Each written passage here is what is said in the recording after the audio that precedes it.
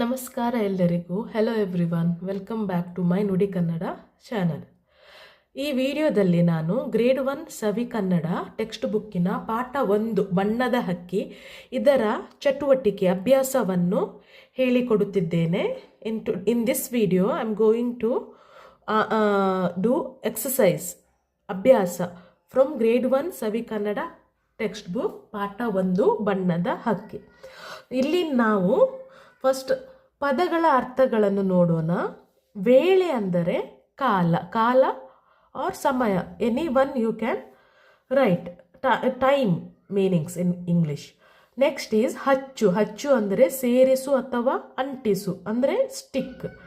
Next ಪುಚ್ಚ, ಹಕ್ಕಿಯ ಗರಿ R ಪುಕ್ಕ feather ಅಂತ. ನೆಕ್ಸ್ಟ್ ನೆತ್ತಿ, ತಲೆಯ ಮಧ್ಯಭಾಗ ಅಂದರೆ middle part of the head. ಹಾಗೆಯೇ ಹಿಂಗಡೆ ಅಂದರೆ ಹಿಂದೆ, ಬ್ಯಾಕ್ ಸೈಡ್ ಅಲ್ವಾ. ಈಗ ಅಭ್ಯಾಸ ಚಟುವಟಿಕೆ ಎಕ್ಸಸೈಸ್. ಇಲ್ಲಿನ ಸೆಕೆಂಡ್ ವನ್ನು ನೋಡೋಣ.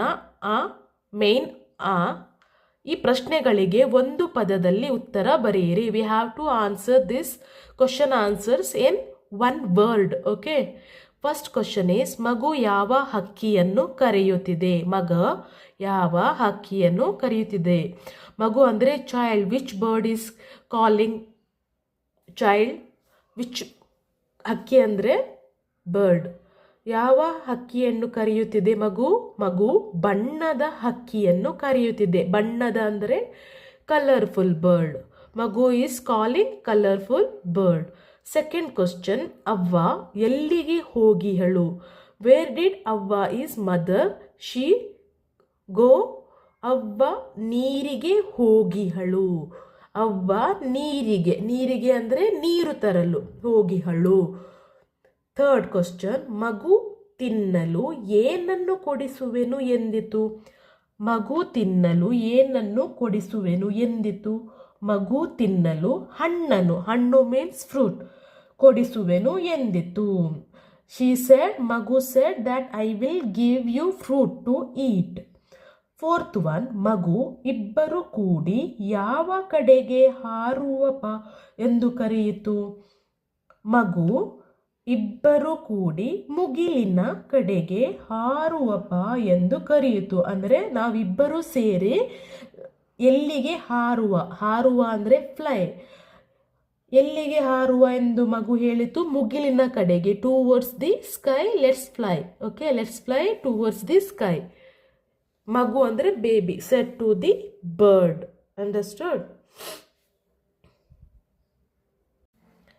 ಈಗ ಈ ಮೇಯ್ನಲ್ಲಿ ಆವರಣದಲ್ಲಿರುವ ಪದಗಳಲ್ಲಿ ಸೂಕ್ತ ಪದ ಆರಿಸಿ ಖಾಲಿ ಬಿಟ್ಟ ಸ್ಥಳದಲ್ಲಿ ಬರೆಯಿರಿ.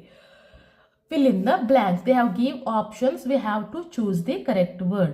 First is ಬಾಬಾ ನನಗೂ ಹಾಡಲು ಕಲಿಸು. Teach me to sing.